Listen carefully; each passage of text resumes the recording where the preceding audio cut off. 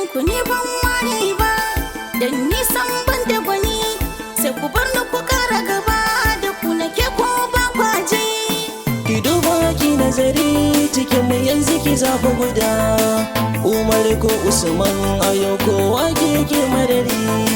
Ki duba ki nazari cikin mu yanzu ki zaɓi guda, Umar ko Usman a yau kowa ke madari.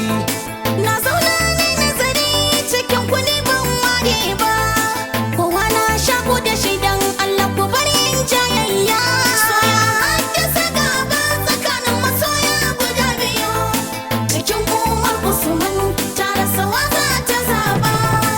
Umar ne saboda ke kin ga rashin ki ba zan so ba, dan ƙaunar ki na sanya cikin rai ba zan boye ba, mutukar in ba bike rayuwa ba zan yi ba, zan danke amanar so a gare ki ba za na yi tuta ba.